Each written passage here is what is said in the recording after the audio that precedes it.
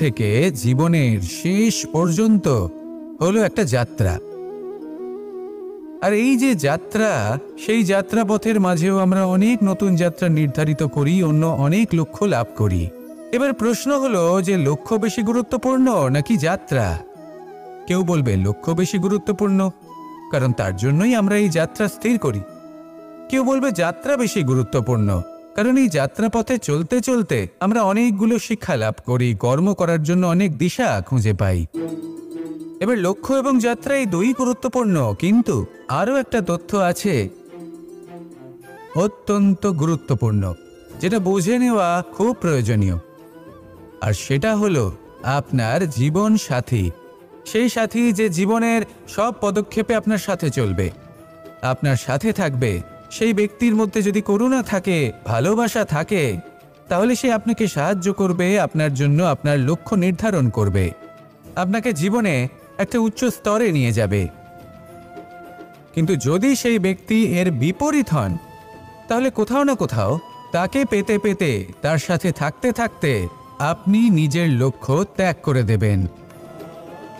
তাই পথ এবং লক্ষ্য এই দুই নির্বাচন করুন, কিন্তু যখন আপনি জীবনসাথী নির্বাচন করবেন তখন কিছুটা সাবধানে, না হলে আপনার অভিজ্ঞতা সুখময় নয়, অত্যন্ত দুঃখজনক হতে পারে।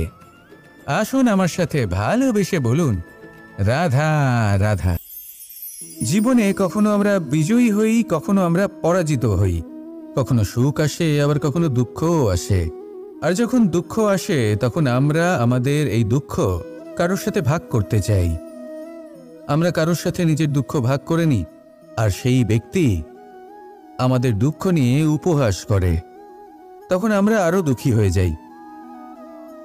আমরা এই সংসারকে দোষ দিতে থাকি, কিন্তু এতে সংসারের কোনো দোষ নেই।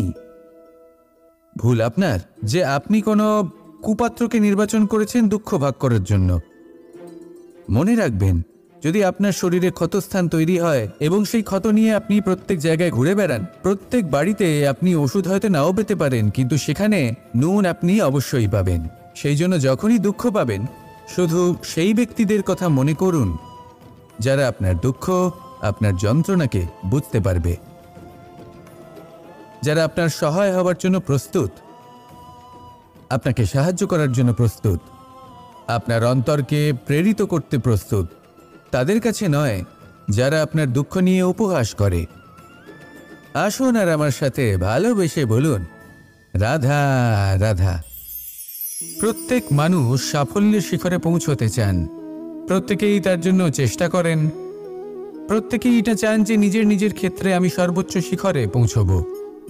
এবার সবসময় আমাদের প্রতিভা পূর্ণরূপে আমাদের সহায়ক হতে পারে না। কখনো কখনো আমরা সেই কাজ একা করতে পারি না, কখনো কখনো আমাদের সাহায্যের প্রয়োজন পড়ে। আর ঠিক এমন সময় বেশিরভাগ মানুষ ভুল করে ফেলেন। আর ভুল হলো এটাই যে কিছু ব্যক্তি এতটাই তাড়াতাড়ি সাফল্যের শিখরে পৌঁছতে চান যে কারোর হাত ধরে পরবর্তী সিঁড়িতে ওঠার বদলে তিনি কারোর পা ধরে ওপরে যাওয়াটাই শ্রেয় বলে মনে করেন। এবার সাফল্য দুজনেই লাভ করেন, কিন্তু কাহিনীর এখানে সূত্রপাত ঘটে। যে ব্যক্তি কারোর হাত ধরে ওপরে পৌঁছন, সে অন্যের জন্য নিজের হাতটা বাড়িয়ে দেন, তাকে সাহায্য করেন, তাকে প্রেরণা প্রদান করেন। নতুন সম্পর্ক তৈরি হয়, বন্ধুত্বের বৃদ্ধি ঘটে, এবং এই শ্রেষ্ঠ সম্পর্কগুলির সাথে উনি শ্রেষ্ঠ জীবন যাপন করেন। অন্যদিকে সেই ব্যক্তি যে কারোর পা ধরে সাফল্য অর্জন করেছিলেন, সেই ব্যক্তি শুধু একজন দাস হয়ে থেকে যান। শুধু তাকে দেওয়া সমস্ত আদেশ পালন করেন তিনি, তার নিজের কোনো ব্যক্তিত্ব গড়ে ওঠে না। সেই জন্য আপনি যখনই সাফল্যের পথে অগ্রসর হচ্ছেন, তখন পথ নির্বাচন সঠিকভাবে করুন, কারণ সাফল্যের ঊর্ধ্বেও একটি অন্য জীবন আছে। আসুন আমার সাথে ভালোবেসে বলুন, রাধা রাধা। সকলের মন আনন্দে ভরিয়ে তোলে কোকিলের মধুর স্বর, কিন্তু এই মধুর স্বর আমরা বর্ষাকালে শুনতে পাই না কেন? তার কারণ কিন্তু এটা নয় যে বর্ষাকালে কোকিল অসুস্থ থাকে, তা নয়। কোকিল সিদ্ধান্ত নেয় নীরব থাকার, কিন্তু এই সিদ্ধান্ত কেন নেয়? তার কারণ হলো ব্যাঙ। বর্ষার ঋতুতে অনেক ছোট ছোট স্থানে জল জমে, আর সেই কারণে অনেক ব্যাঙের জন্ম হয়। এবার ওই ব্যাঙগুলোর ধ্বনি এতটাই প্রবল হয় যে তাদের মাঝে এই কোকিল যতই মধুর সুরে ডাকুক না কেন তার স্বর আমাদের কানে পৌঁছবে না। সেই জন্য ও সিদ্ধান্ত নেয় চুপ থাকার। আর এটাই হলো আমাদের জীবনের শিক্ষণীয় বিষয়। আপনি যদি এমন কোথাও থাকেন যেখানে আপনার আশেপাশে মূর্খ মানুষ আছেন, তাহলে সেখানে চুপ করে থাকাই হলো সবথেকে শ্রেষ্ঠ সিদ্ধান্ত। কারণ ওই মূর্খদের চিৎকারের সামনে কেউ আপনার জ্ঞানের কথা বুঝতেই পারবে না। সেই জন্য সেখানে চুপ করে থাকুন। পরবর্তীতে গিয়ে যেমন এই ব্যাঙের ডাক এটা শান্ত হবে আর তারপর থেমে যাবে, ঠিক তেমন মূর্খদের সময় একটা নির্দিষ্ট কালের পর গত হয়। আর তারপরে আসে বিবেকবানদের সময়, আপনার সময়। শুধু ধৈর্য ধরুন। আসুন আর আমার সাথে ভালোবেসে বলুন, রাধা রাধা। মস্তিষ্কের মেধা প্রত্যেক মানুষের কাছেই আছে। এর বর্গীকরণ করা সম্ভব তিনটি স্তরে: নিম্ন, মধ্য এবং উচ্চ। এবার সেই ব্যক্তি যার মস্তিষ্ক মেধা নিম্ন স্তরের, তিনি কোন বিষয়ে কথা বলেন, কোন বিষয়ে আলোচনা করেন, কি সেই বিষয় যা নিয়ে এনারা ভাবেন? লেনদেন, লাভ ক্ষতি, সম্পর্ক ভাঙা গড়া, জীবনের এই ছোট ছোট বিষয়গুলি। এর ঊর্ধ্বে এনাদের কথা এবং ভাবনা যায়ই না। এবার যে ব্যক্তি এমন হন যার মস্তিষ্ক মেধা মধ্যস্তরের, সেই ব্যক্তি কি করেন, কোন বিষয়ে কথা বলেন? জীবনের ঘটনাগুলির বিষয়ে কথা বলেন। কি হয়েছিল, কিভাবে হয়েছিল, কিভাবে সেটা আরো বেশি শ্রেষ্ঠ করে তোলা সম্ভব। আর সেই ব্যক্তি যাদের মস্তিষ্ক মেধা উচ্চ স্তরে থাকে, তারা কি নিয়ে ভাবেন, তারা কি নিয়ে আলোচনা করতে থাকেন? তিনি ভাবেন যে কিভাবে নিজের চিন্তাভাবনা আরো বেশি শ্রেষ্ঠ করে তোলা সম্ভব। তিনি ভাবেন যে কিভাবে আমরা নিজেদের অপগুণগুলিকে দূর করে দিতে পারি, কারণ সেটা করতে পারলে জীবন আপনা থেকেই শ্রেষ্ঠ হয়ে উঠবে। মস্তিষ্ক মেধা আমাদের সবার কাছে আছে। এবার আমাদের এটা বেছে নিতে হবে যে কোন স্তরটা আমরা আপন করতে চাই। যদি আজকের এই মুহূর্তে আপনি নিম্ন স্তরেও থাকেন, তাহলে তা মেনে নিন, চিন্তার কোনো বিষয় নেই। এখনো চাইলে আপনি উচ্চ স্তরে পৌঁছতেই পারেন। সেটাই বেছে নিন, জীবন শ্রেষ্ঠ করে তুলুন আর আমার সাথে ভালোবেসে বলুন, রাধা রাধা। অত্যন্ত শ্রেষ্ঠ একটা কথা আছে, যদি একটা দরজা বন্ধ হয় তাহলে ঈশ্বর নিজে আমাদের জন্য আরেকটা দরজা খুলে দেন। কিন্তু কিছু মানুষ আছেন যারা এটা ভাবেন যে আমার সাথে তো এরকম হলোই না, আমাদের জন্য তো কোনো নতুন দরজা খুলল না, কোনো নতুন পথ আমরা খুঁজে পেলাম না। সেই বিষয়ে আমরা চিন্তা করি, দুঃখ পাই যে এরকম কেন হলো। কখনো কখনো নতুন দরজা উন্মুক্ত হয়, কিন্তু পুরনো যে বন্ধ দরজা আছে তার সামনেই আমরা দুঃখী হয়ে বসে থাকি। আর এমন ভাবে বসে থাকি যে নতুন দরজার দিকে আমাদের চোখই যায় না। কখনো কখনো ঈশ্বর জেনে শুনেই আমাদের জন্য নতুন দরজা, নতুন পথ উন্মুক্ত করেন না, কারণ তিনি চান যে আমরা যেন পরিশ্রম করি, কর্ম করি, নিজেকে আরো বেশি শ্রেষ্ঠ করে তুলি, সক্ষম হই, আর নিজের পথ আমরা নিজেই খুঁজে নিই। কখনো কখনো এমনও হয় যে ঈশ্বর চান যে আমরা যেন সেই পথে চলতে শুরু করে দিই। ভবিষ্যতে গিয়ে ঈশ্বর আমাদের সবকিছুই প্রদান করেন। মনে রাখবেন, যে ব্যক্তি নিজের বাড়িতে এসে নিজের দুঃখ নিয়ে বিলাপ করতে থাকেন, সুখ তার দরজায় পৌঁছে গিয়েও বন্ধ দরজা দেখে ফিরে চলে যায়। তাই দুঃখ আমাদের সকলের জীবনে আছে, কিন্তু সেই দুঃখকে আঁকড়ে ধরে বসে থাকবেন না, তাহলে আপনি আসন্ন সুখও ভোগ করতে পারবেন না। আসুন আমার সাথে ভালোবেসে বলুন, রাধা রাধা।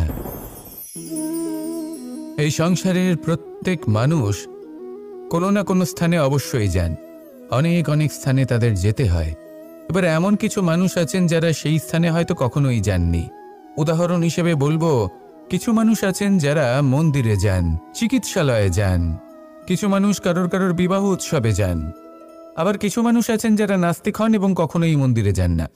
কিছু মানুষ অসুস্থ হন না, তাই চিকিৎসালয়ে যেতে হয় না। এমনও কিছু মানুষ থাকেন যারা সামাজিক উৎসব থেকে দূরে থাকাটাই পছন্দ করেন। যে কোনো মানুষ হোক, যা কিছুই তার চয়ন হোক না কেন, প্রত্যেক মানুষকে একটি স্থানে অবশ্যই যেতে হয়।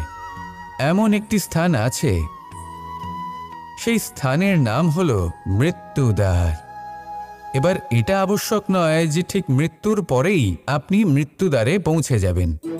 এমন অনেক মানুষ আছেন যারা মৃত্যুর পূর্বেই মৃত্যুদ্বারে পৌঁছে ফিরে এসেছেন, আর তারা অনুভব করেছেন যে এই সংসারের সময় চক্রের সম্মুখে তাদের অস্তিত্ব কতটা ক্ষীণ।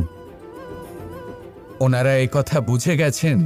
বড় বড় জ্ঞানী মহান ব্যক্তি ছিলেন, তারা এসেছেন, কর্ম করেছেন এবং শেষে তারাও মৃত্যুদ্বারে প্রবেশ করেছেন।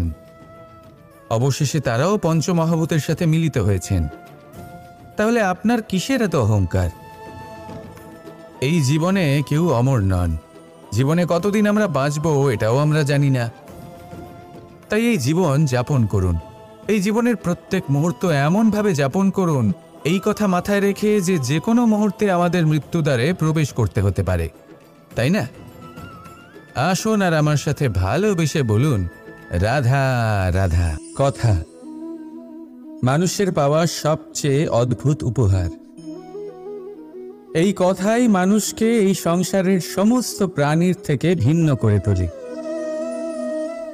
সংসারের সবচেয়ে উপরে নিয়ে যায়। এই কথার কারণেই আমরা একে অপরের সাথে ভাব আদান প্রদান করি।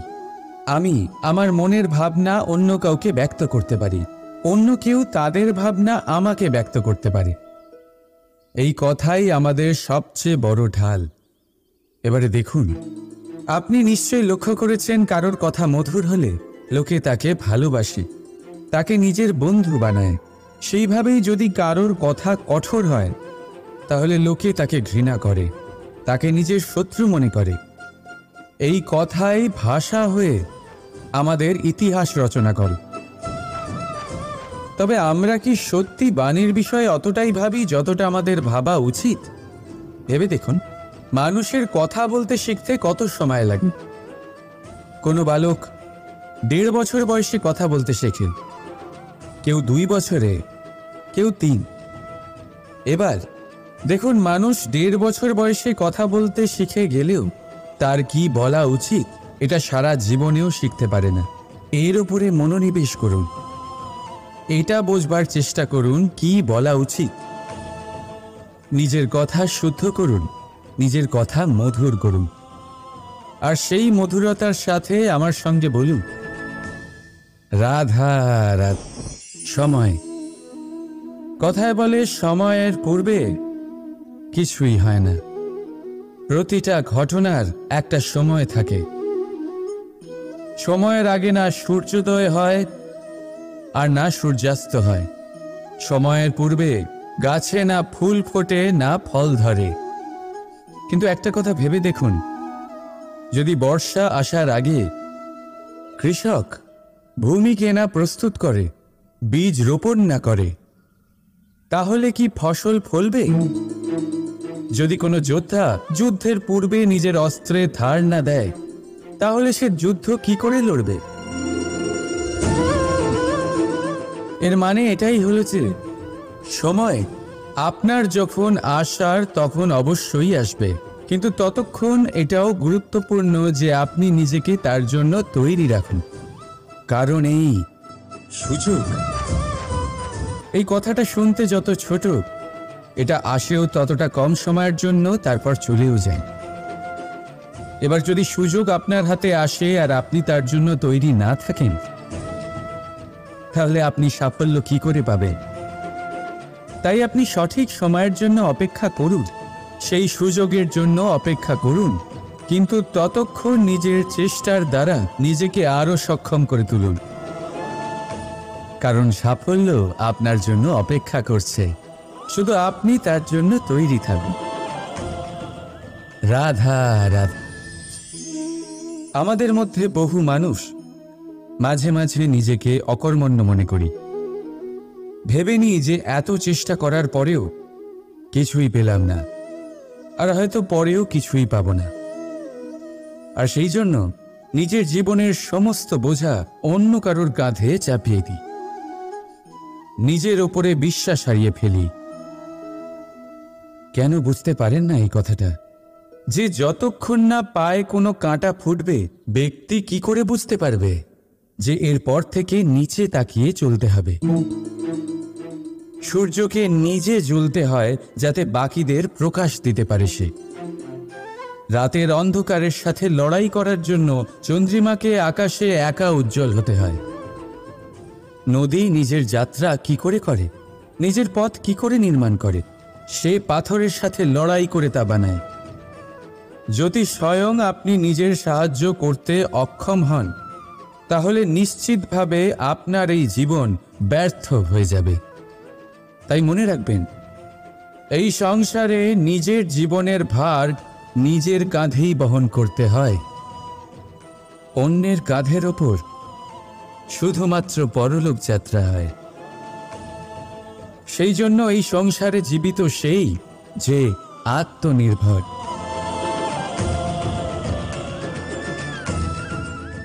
রাধা রাধা।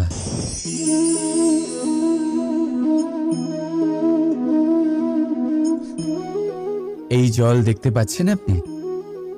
এটা খোলা জল, এতে ময়লা মিশে আছে। কিন্তু যদি আপনি এটা কিছুক্ষণ এমনি ফেলে রাখেন, তাহলে দেখবেন এই ময়লা আপনা থেকেই নিচে থিতিয়ে পড়বে। কিন্তু এই পাত্রটা নাড়াতে থাকলে এমনটা হবে না। শান্ত ছেড়ে দেবেন, তবেই এই ময়লা নিজেই নিচে চলে যাবে। ঠিক সেইভাবেই যখন আমাদের জীবনে কোনো সমস্যা আসে, কোনো অশান্তির সৃষ্টি হয়, তখন উত্তেজিত হয়ে পড়লে, নিজের সংযম হারিয়ে ফেললে আমরা এর সমাধান পাব না। শান্ত থাকলে তখনই সমস্যার সমাধান পাব। তাই মনে রাখবেন, ধৈর্য আর সংযম দ্বারা শান্ত মনে বিচার করলে যত বড়ই সমস্যা হোক না কেন, তার সমাধান আপনি অবশ্যই পাবেন।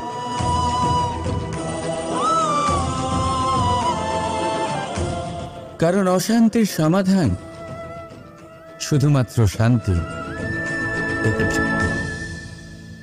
রাধা রাধা।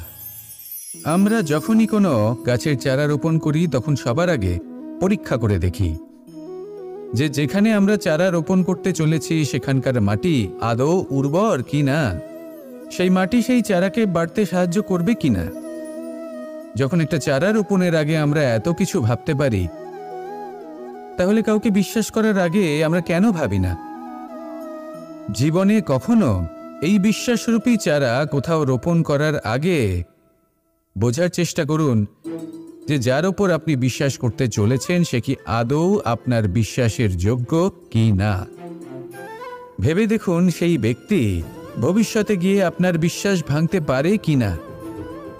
এটাও ভেবে দেখুন যে যাকে আপনি বিশ্বাস করতে চলেছেন তাকে আপনি বিশ্বাস করলে নিজের জীবনের উদ্দেশ্যে আপনি অগ্রসর হতে পারবেন কি না। আর তার জন্য প্রয়োজন সঠিক সিদ্ধান্ত, পরখ করা, কোনটা উচিত কোনটা অনুচিত সেটা বোঝা। আর তাতে কিন্তু আপনি সন্দেহবাতিক হবেন না, তাতে আপনি আরো নিপুণ হয়ে উঠবেন। তাই যদি আপনি নিপুণ হয়ে উঠতে চান, তাহলে বোঝার চেষ্টা করুন, পরখ করে দেখুন, কোনটা উচিত কোনটা অনুচিত বুঝুন। আর বিশ্বাস তখনই করুন যখন আপনি 100% নিশ্চিত হবেন যে সে বিশ্বাসের যোগ্য। আসুন আমার সাথে ভালোবেসে বলুন, রাধা রাধা।